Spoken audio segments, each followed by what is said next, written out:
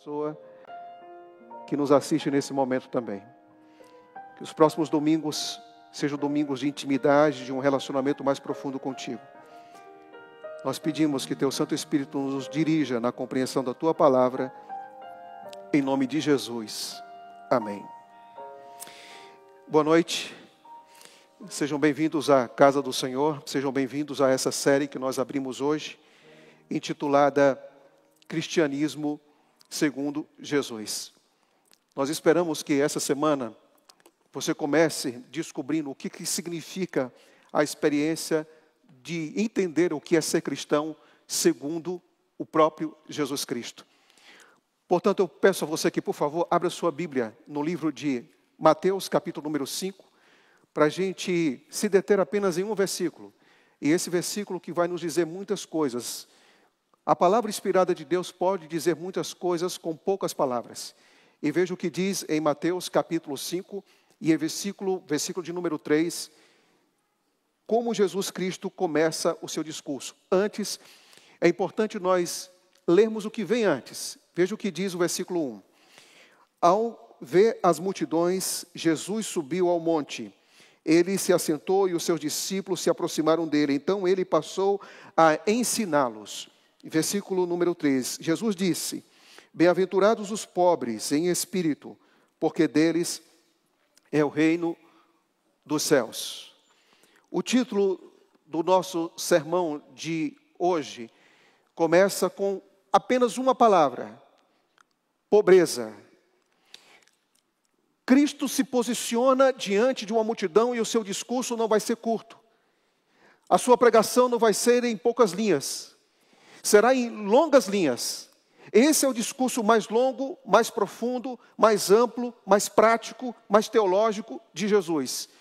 E ele começa se assentando e vendo a multidão, porque parece que o que ele tem a dizer não vai ser em poucos minutos. Ele vai demorar um pouco naquilo que ele quer dizer. E no seu primeiro sermão, em seu primeiro discurso, Jesus convida as pessoas a entenderem o que é que significa ser cristão. Talvez a gente pense que ser cristão seja definido pelos grandes pregadores, pelos pregadores da performance, por uma teologia da prosperidade, mas ninguém consegue definir melhor o que significa ser cristão do que o próprio Jesus Cristo. E o que impressiona é que Jesus, ele começa falando sobre pobreza, e um texto que me chama muito a atenção, esse texto fala sobre pobreza em um sentido que nós precisamos entender o que significa pobreza no contexto de Jesus. Agora, algo me chama a atenção. E você perguntou o que, pastor, nesse sermão? É porque as pessoas estavam numa expectativa enorme de encontrar paz, encontrar felicidade. E Jesus começa, antes de falar da pobreza, ele começa dizendo: bem-aventurados. A palavra bem-aventurados quer dizer mais ou menos o seguinte: ó seu felizardo, ó você que é alegre. Eu quero dizer algo para você. E Jesus diz o seguinte, que quem entende o sermão das bem-aventuranças é um felizardo, é uma pessoa extremamente feliz. E quando nós pensamos em pessoa feliz, aqui vem um ponto que eu gostaria de passar para vocês. Esse ponto é o seguinte: você sabia que existem pessoas que procuram a felicidade? Nós temos aqui algumas revistas, por exemplo, a revista Ciência da Felicidade, veja, fez um artigo sobre esse tema, falando o que acontece com o seu cérebro quando você tem momentos de prazer, de contentamento, de paz e de felicidade. Agora, perceba algo que chama também a atenção: o peso da felicidade no trabalho.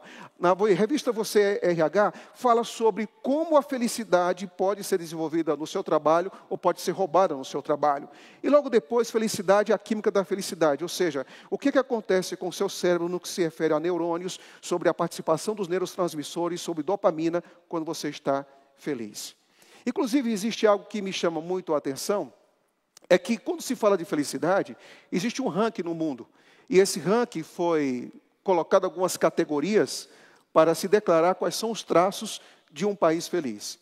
E o que me chama também a atenção é que entre esses países, a Finlândia está entre os países pela 7ª vez considerado um dos países mais felizes do mundo.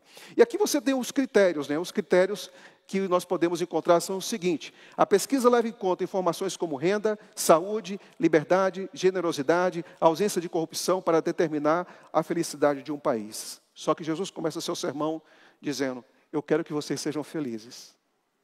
Eu quero que vocês sejam felizes. Só que Jesus, ele aponta a felicidade como um instrumento que parece ser assim de cabeça para baixo. E vocês vão entender isso. Quem nessa vida não quer ser feliz? E Jesus abre assim uma cortina para a gente e diz: olha, eu quero apresentar para vocês o Sermão do Monte. E eu quero que vocês entendam esse sermão. E quando nós pensamos sobre esse Sermão do Monte, e aquilo que Jesus Cristo quer nos ensinar, a gente pode ficar impressionado com algumas declarações dele. Aliás, antes de falar das declarações de Jesus no Sermão do Monte, também é importante falar do impacto do Sermão do Monte na vida de algumas pessoas. Como, por exemplo, nós podemos citar aqui Leão Tolstói. E Leão Tolstói, ele escreveu um livro, e esse livro foi justamente baseado no Sermão do Monte. E esse livro, escrito por Leão Tolstói, um grande ensaísta, escritor russo, foi lido por Mahatma Gandhi. E quando Mahatma Gandhi leu esse livro, ele ficou assim, grandemente impactado. Ele disse: a essência do que é ser cristão, ou talvez a essência do ser humano, é compreender as palavras de Jesus Cristo no Sermão do Monte. Uma escritora muito famosa, muito conhecida, também escreveu sobre o Sermão do Monte. E ela disse: o Sermão da Montanha é a bênção que o céu confere ao mundo, uma voz vinda do trono de Deus. Ou seja, quando você lê o Sermão do Monte, Deus está dizendo para você coisas incríveis, coisas extremamente importantes que afetam tanto a maneira como você se relaciona com Deus, como a maneira que você se relaciona com as pessoas, como a maneira que você se relaciona com você mesmo. Agora é incrível. Quando Jesus começa seu sermão, ele poderia começar de qualquer outra maneira, né? Porque havia uma expectativa messiânica em Israel. E essa expectativa messiânica em Israel era a seguinte: por favor, só me auxilia aqui que está dando um pouquinho de problema. Essa expectativa messiânica era de um Messias poderoso. Israel tinha passado por alguns cativeiros, por exemplo, o cativeiro assírio, depois o cativeiro babilônico, depois eles passaram pelo cativeiro também no Egito há muito tempo atrás e agora estava em Roma. O que eles queriam? Eles queriam um libertador que viesse com carruagens pesadas, que tivesse a espada de Davi, que tivesse um grande exército, que fosse um dominador, que pisasse os seus inimigos com o estrado dos seus pés. Deveria ser assim. Então a expectativa era, na nossa cabeça, a expectativa messiânica é de um rei poderoso, carregado de autoridade, não alguém pobre, não alguém simples, não alguém com discurso de amor, nada disso. A gente precisa de força, de domínio. E é interessante que Jesus se assenta e não vai nessa direção. Qual é a direção que Jesus vai? Bem, vamos de novo para o texto.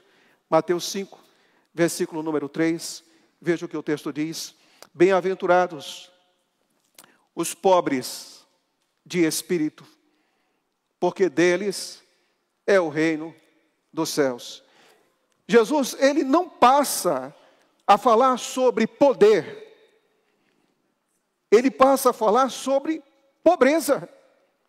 E que pobreza é essa? E quanto a expectativa era de poder, Jesus fala de pobreza, de fraqueza. E quantas pessoas queriam falar sobre dominar, Jesus está falando de se render. E isso é muito forte. Você já fez a pergunta, por que Jesus começou o seu Sermão do Monte falando de pobreza? Por quê? O que significa isso? Nenhuma palavra da Bíblia está lá por acaso. E quando nós encontramos a pobreza que Jesus Cristo fala, tem algo muito importante a nos dizer, e nós vamos entender isso aqui agora. O que seria? Bem, quando nós falamos de pobreza, quando a gente olha para a nossa época, ou há 2000 anos atrás, ou quando a gente volta a Terra ao Éden depois da queda do homem, todos nós temos uma coisa na vida. Todos nós gostamos de performar. Todos nós gostamos de aplauso. Todos nós gostamos de tapinha nas costas. Todos nós gostamos de ser reconhecido como o primeiro. E como é que nós vivemos hoje? Nós vivemos uma sociedade hoje que para você ser grande, você tem que saber o quê? Que performar. Você tem que apresentar resultados. Você tem que receber, sabe o quê? O canhão de luz. Você é o cara, você é o primeiro da lista. Você é o funcionário destaque. Você merece prêmios, você merece reconhecimento. Nós vivemos em uma sociedade que o canhão de luz tem que ser apontado para a gente o tempo todo. porque a gente tem que performar. Mas é interessante, né? Que quando nós olhamos para a experiência de hoje, você fala de desempenho, você fala de conquistas, você fala de resultados, porque é isso que importa. O que você tem é o que define você. As conquistas que você faz é o que define você. Mas Jesus, ele vai para um caminho bem diferente. E a pergunta é, por quê? Por que Jesus Cristo fala de humildade, de pobreza, nas primeiras palavras do seu mais importante discurso? Porque Jesus, ele não trabalha na periferia para a gente entender o que é ser cristão. Ele vai ao âmago da questão. E qual é o âmago da questão? Bem, nós podemos perceber uma coisa, que tudo começou, não é, no céu, quando uma criatura queria assumir o trono de Deus. E o que é que essa criatura faz no céu? Ela diz assim, eu subirei às alturas. Eu estarei acima das estrelas de Deus. Eu serei semelhante ao Altíssimo. Nada de caráter, mas de poder. E o que estava no âmago dessa tentativa de sentar no trono? Era simplesmente dizer que Deus não assume o centro. Quem assume o centro sou eu. Quem está no controle sou eu. Tudo tem que estar girando em torno da minha vontade, dos meus planos, do meu jeito e da minha maneira. E então, com essa tentativa de usurpar o trono de Deus, há um conflito no céu, Apocalipse diz isso, há uma expulsão também, e logo depois disso, ele vem aqui à terra, e as primeiras tentações que ele realiza aqui na terra, não é somente uma questão de oferecer um fruto, mas é dizer para o casal que vocês serão como Deus. Ou seja, aquele desejo frustrado dele, ele tenta agora colocar no coração do casal. E aí vem um problema. O problema é que nós, seres humanos, vivemos todos os dias com uma grande tentação. E você sabe qual é a maior tentação da nossa vida? É estar no controle e sermos como Deus. Não de forma nenhuma, quando nós consideramos isso, não de forma nenhuma em caráter, mas em poder. Quantos casamentos são desfeitos por causa de um problema? Qual é o problema? A nossa autossuficiência, o nosso orgulho, quem está no controle sou eu, a nossa força de opinião própria, o nosso temperamento descontrolado, a falta de inclinação, e algumas às vezes pensam que isso é cristianismo. Isso nunca foi cristianismo. Passou de longe cristianismo. E Jesus Cristo vem redefinir isso. E é interessante que quando nós pensamos nisso, a gente vê o que acontece no Éden, mas também a gente pode perceber isso, que acompanha toda a história da humanidade. Por exemplo, Nabucodonosor, quando ele estava ali em Babilônia, o que ele diz, hein? Eu construí, eu fiz, foi com meu poder, com a força do meu braço. Nabucodonosor representa muito aquilo que nós somos. E Deus disse para ele, tudo isso vai se perder. Amigos queridos, você é muito especial. Nós somos especiais. Mas nós temos um problema muito sério que o pecado trouxe, que é a nossa autossuficiência. E essa autossuficiência, ela pode nos destruir tudo aquilo que está ao nosso redor. E essa autossuficiência, que vem em formato de orgulho, é capaz de fazer um estrago em todos os lugares onde isso não for submetido à graça de Deus. Isso é tão sério. A gente pode perceber que a gente pode até pensar o seguinte, quando se fala de orgulho, pastor, que se fala de orgulho, o orgulho é de pessoas que não conhecem Jesus Cristo. Não, orgulho não existe essa questão. Orgulho é coisa de ímpio, orgulho é pessoas que são, a gente conhecidas como as pessoas mundanas. Bem, é possível que você tenha orgulho até espiritual. Ali você encontra duas pessoas indo para o templo. E essa pessoa, uma delas orava dizendo o seguinte, Senhor, eu não consigo nem levantar minha cabeça. Senhor, eu sou um farrapo, eu sou pobre de espírito. Senhor, eu não consigo ver nenhuma riqueza no meu coração. Senhor, eu não consigo enxergar nada que recomende em minha vida diante do Senhor. Nada, nada, nada, nada. Mas outra pessoa se colocou ao lado e começou a orar. E é interessante que o texto diz que ele orava de si para si. Que ele dizia, Senhor, eu não sou como os demais homens. Senhor, eu tenho performance, olha o que eu faço. Olha o que eu realizo. Olha o que eu produzo. Olha o que eu estou produzindo. Interessante que tudo isso apontava para aquilo que é totalmente contrário aos ensinamentos do Messias, aos ensinamentos de Jesus Cristo. E é interessante que aquele que reconheceu sua pobreza, ele foi justificado. Há um pensamento que me chama muita atenção que diz assim: nada é tão ofensivo a Deus, nem tão perigoso para o ser humano como o orgulho e a presunção.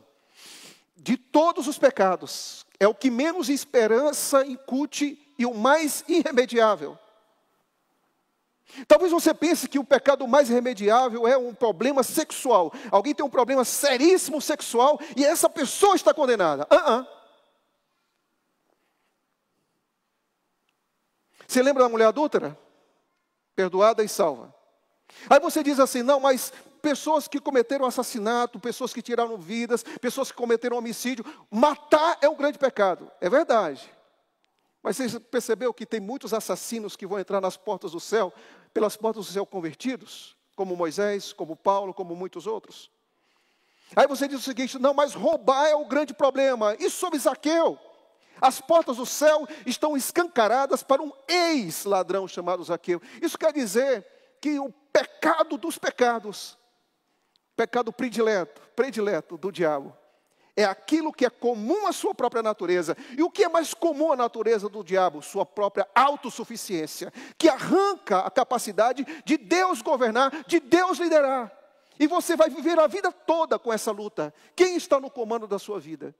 Quem está no controle da sua existência? Quando você faz algo, a sua motivação é Cristo. Quando você estabelece um propósito, o seu propósito é Cristo. Quando você faz algo para Deus, para essa igreja, é você que está no centro ou é Cristo que está no centro?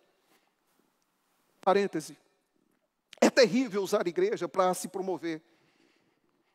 Porque isso é o mesmo espírito que o inimigo colocou na vida daqueles que um dia deveria estar servindo a Deus. Cuidado não somente com o que você faz para Deus. Isso é tão sério que você precisa ter cuidado com suas próprias motivações, ainda que você esteja fazendo para Deus. Orgulho é o pecado predileto do diabo. Você sabe por quê? Porque através dele é que ele arrasta todos os outros. Através dele, ele arrasta todos os outros. Deu para entender agora por que Jesus começa dizendo, não seja o suficiente, mas seja o quê? Pobre de espírito. Bem, seguindo, nós vamos perceber o seguinte. Quem é que nos convence de que nós somos pobres? George Knight, um dos meus escritores prediletos, ele diz o seguinte, que o Espírito Santo é aquele que faz nos reconhecer o quão pobre nós somos. Ele diz, mas a obra do Espírito em nossa vida não se resume só em consolar, ou pelo menos não de imediato. Algumas vezes sua obra é inicialmente a de incomodar, até mesmo magoar, porque você sabe, é obra do Espírito Santo nos convencer do pecado. E é fácil estar convencido do pecado? Não. Não. É muito difícil às vezes. Então o Espírito Santo vem como agente para dizer o seguinte, deixa eu mostrar aqui como você está. Eu me lembro que alguns anos atrás, e já faz um par de anos de verdade, eu estava em uma cidade vendendo livros. Eu e um amigo meu do último ano de teologia. E a gente estava procurando sobreviver. E naquela época a gente comprava assim, lanche, pé de moleque, pão, queijo, e tudo era contado. A gente era pobre, materialmente muito pobre. A situação estava difícil. E aí um dia a gente pegou aquela janta, e a gente começou a conversar, e eu comecei a perguntar. Era o meu amigo, né, Luiz Carlos, eu perguntei, o que você acha de mim? Eu comecei a pensar, esperando que ele desse uma resposta muito boa. Porque a gente espera, né? Eu disse, eu vou fazer a pergunta, porque eu quero que ele responda dê uma resposta muito boa. Aí eu perguntei para ele, meu grande amigo, disse, o que você tem a dizer sobre mim? Aí ele disse, Lucas, você é bom nisso, eu gosto nisso. Aí depois, meu irmão, ele entrou firme, sabe? E falou de todos os meus defeitos. E eu disse, para. E ele disse, não, mas eu tenho mais para dizer. E continuou falando. E ali foi a primeira vez que eu ouvi um homem dizer que me amava, sabe? E ele disse assim, Lucas, nós somos amigos há um bom tempo, eu amo você. Deus, ele vai incomodar você porque ama você. O Espírito Santo vai magoar você porque ele ama você. O Espírito Santo, ele vai chacoalhar você porque ele ama você. E se Deus não fizesse isso, Deus não estaria cuidando de você. Então a obra do Espírito Santo, que é aquele que nos vai dizer como nós estamos, é nos levar à realidade da vida. É que às vezes a gente pensa que é tão rico, mas somos tão pobres. Às vezes a gente pensa que nós somos tão capazes, mas somos tão incapazes. Às vezes nós achamos que nossa herança religiosa nos recomenda para o céu e não recomenda nada disso. E uma das coisas mais difíceis da vida é um homem e uma mulher que não tem uma autorreflexão para conhecer suas condições. Ou às vezes você formar um conceito equivocado de si mesmo. Jesus começa o seu sermão do monte aqui soltando uma bomba, fora das expectativas. Ele diz, bem-aventurados são os pobres de espírito. E é interessante nós percebermos que o papel do Espírito Santo não é somente mostrar nossa condição. O papel do Espírito Santo é bem diferente do papel do inimigo. O inimigo, ele diz quem você é. Ele diz também sobre os seus erros. Mas existe um momento em que esse convencimento, enquanto o inimigo convence você para destruir você, Deus convence você das suas condições para reconstruir você. Deus, ele não convence você para destruir você. Deus não convence você para esquecer de você. Deus não convence você para abandonar você. Deus convence você para trabalhar em sua vida. Isso quer dizer que nós somos preciosos aos olhos do Senhor.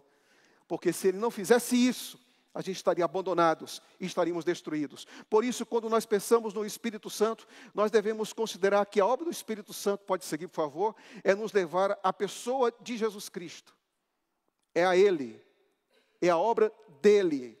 Dizer o seguinte, Lucas, aqui está o problema do seu coração, mas aqui agora está a solução do seu coração, da sua vida, da sua alma, do seu coração. Deus nunca apresenta doenças sem apresentar os remédios curativos da sua graça. Nunca. Não sei qual é a sua doença. Não sei o que tem tornado você enfermo. Não sei qual a gravidade dela, não sei qual a extensão dela. Mas em Deus existe um poder curativo para você. Quando nós olhamos para essa realidade, nós percebemos que a pessoa de Jesus Cristo, Ele não trabalha na periferia da nossa vida, Ele trabalha profundamente no nosso coração. E nessa noite aqui, você está aqui para reconhecer as suas próprias limitações, mas permitir que a graça de Cristo trabalhe em seu coração e em sua vida. Continuando mais um pouco, pode avançar, por favor. Veja que texto lindo. Os que sabem que não podem... O que mesmo? O que é que diz o texto? Você que está em casa aí agora, olhando na tela do seu computador, você pode ver na sua televisão, veja o que o texto diz. Os que sabem que não se podem salvar a si mesmos, nem de si mesmo praticar qualquer ação de justiça, são os que apreciam o auxílio que Cristo pode conceder. São eles, o que mesmo? Pobres de espírito, os quais ele declara bem-aventurados. Aquelas pessoas que dizem o seguinte, eu não tenho nenhuma condição de ser salvo. Eu estou assim completamente perdido. Eu estou completamente desorientado. Eu estou completamente sem rumo. Mas eu vou a Cristo. E quem vai a Cristo, sempre vai encontrá-lo de braços abertos. Sempre vai encontrá-lo de braços abertos. Bem, existem aqui algumas coisas que eu queria concluir dizendo. Existe uma revista, E essa revista é conhecida como a revista Forbes. E esta revista é a revista que aponta para as pessoas mais ricas de vários rankings que são espalhados em todo o mundo. Por exemplo, existe as pessoas mais ricas do Brasil, depois os homens mais ricos do Brasil, depois as mulheres mais ricas do Brasil. Depois vem os homens mais ricos da Europa, as mulheres mais ricas da Europa, as empresas e assim sucessivamente. Sempre, claro, você vai ver as pessoas bem vestidas, pessoas famosas, pessoas conhecidas, pessoas que com certeza têm os seus milhões, e os seus milhões, e seus milhões, e seus milhões, e seus milhões de dólares. Ranking da riqueza. Mas interessante, né? A gente nunca viu o ranking da pobreza, né? Só da riqueza. Só do que você tem. Só do que você possui. Talvez a realidade poderia ser diferente, né? Se a gente fosse criar o ranking dos pobres. E Jesus começa dizendo o seguinte: vem para o ranking dos pobres, dos necessitados. Daquilo que quando se fala de salvação você não pode fazer nada. Eu gosto de uma frase de um teólogo chamado Amin Rodô, que ele dizia o seguinte: a única coisa que você pode dar para Deus é a sua rendição, nada mais. Eu queria concluir com um pensamento que me toca muito.